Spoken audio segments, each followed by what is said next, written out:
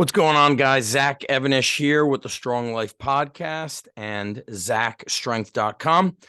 And I'm going to go through a series of questions that I collected through my newsletter. So make sure you're on the newsletter at ZachStrength.com. Get your free training courses. And these questions, I really wanted them to focus on the areas that I'm focusing on with the business, which is strength training for men over 40, the strength and conditioning business, and then strong life, training for life, taking that training and applying it to life. So I'm going to do a screen share here so we can see what we got going on and show you guys the questions we have. And I'm going to keep these a little bit shorter. We also just filmed. So at the time of the filming, today's Sunday, April 9th, actually Easter Sunday for all of you who celebrate.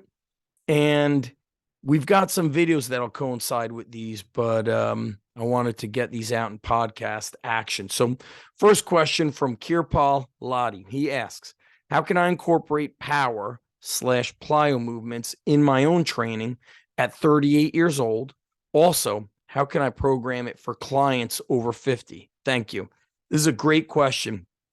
I've addressed this speed and power training through some previous podcasts, but I think it's hard for people to keep up.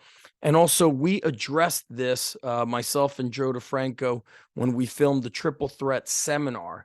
And I can't remember if I filmed it with the one that we did with Matt Wenning or just the one that Joe and I did. But talking about power training, strength is something we lose very quickly as we get older. You get into your 30s, you start losing strength, and then power especially, because as we get older, we get more conservative. We're not being active like we were in our teens and 20s. So we're not playing pickup basketball or football or wrestling. Although some of you listening are involved in jiu-jitsu and training in Muay Thai and maybe a little bit of boxing. So you are getting some power development. But somebody who's 38 is going to be much different than somebody who's in their 50s. So we have to keep in mind a couple of things. Number one, what is the training age of the individual? So Kirpal has been following me for a while. I know that he's in training, and I trust that he can make progressions and regressions as we advise through our certifications, both Underground Strength Coach and SSPC. Although the SSPC cert has a lot more speed, agility, plyometric type movements.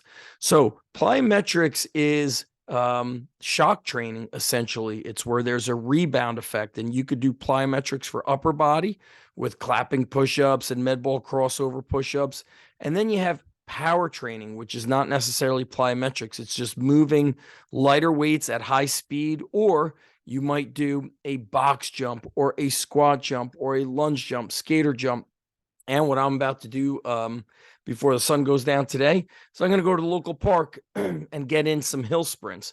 And as I warm up for the hill sprints with some light movement prep, I'll do power skips for height, power skips for distance. So if you're experienced and you're in your mid to late 30s, you can start with jumping rope. I think that's a great way to introduce kind of a low-level plyometric, low-level jump training. From there, you can incorporate jump training into a movement prep warm-up. So we share and show a lot of these inside undergroundstrengthcoach.com, but pogo jumps are great. Squat jumps, broad jumps, jumping over small hurdles or small obstacles are great. And then as you get more advanced and your body is strong and durable enough, you've built up like tissue strength, joint strength, not just muscular strength, then you are okay to implement plyometrics. I'll say this, when I am training adults, if they don't have a lot of experience, then I don't incorporate jump training into their workouts, but I will incorporate power and speed work. And the way I'll do that is through upper body medicine ball throwing. We will push the sled, lighter sleds, and move as fast as we can with them. But it's kind of like when you use the sled, you're stopping them from going all out sprinting.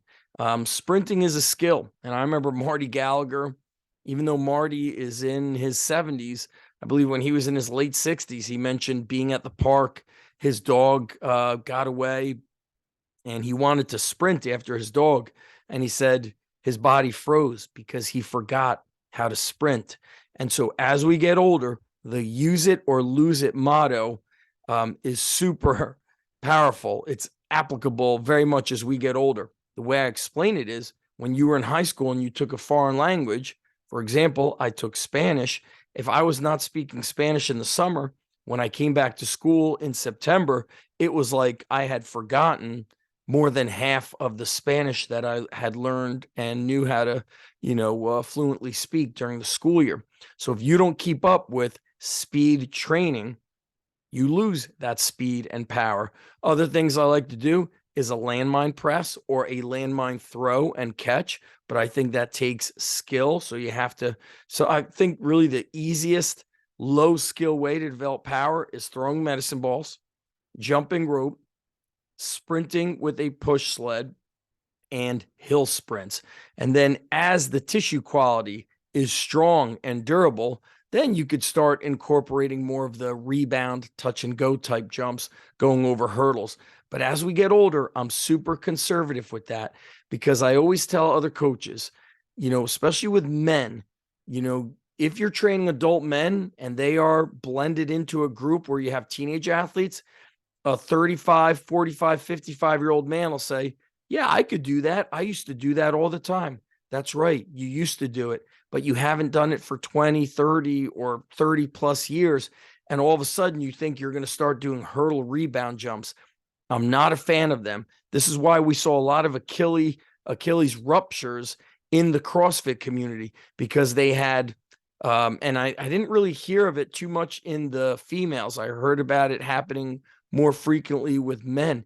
They were doing the touch and go rebound jumps on boxes, which was brutal on the Achilles. The Achilles wasn't strong enough, hadn't been trained up. They did high volume, poor technique, poor ankle mobility, poor ankle stability. And so it became dangerous. So just because you can do it does not mean you should do it. So to recap, medicine ball throwing, jumping rope, sprinting sleds. But before you're jumping rope and sprinting sleds, you want to incorporate some low-level pogo jumps. We call that extensive plyometrics before we're doing intensive stuff. And even if we back that up, how do we prepare somebody? Calf raises with body weight, single leg calf raises with body weight, putting the leg, hip, and knee joint in different angles, utilizing Cal Dietz's spring ankle. So the key is before you're going to do an activity, you need to ask yourself as a coach or as an individual, am I prepared, or is the athlete, adult, individual prepared for the activity that I'm going to take them through? So that is some food for thought. And when you're over 50, again, we're really seeing such a wide array of fitness levels. I'm seeing adults in their 30s, 40s, and 50s more fit and more better prepared than teenagers are. And so what is the training age, and is this person ready to do this activity both physically and emotionally?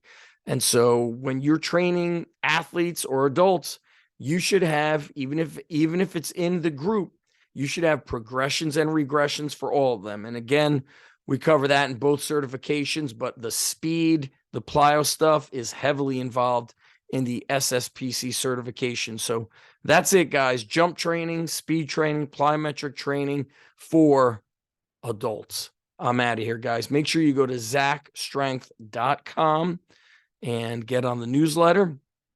And that's it. Let's stop the screen share and let's end the recording. Get on the newsletter. I'll talk to you guys soon. I'm out of here.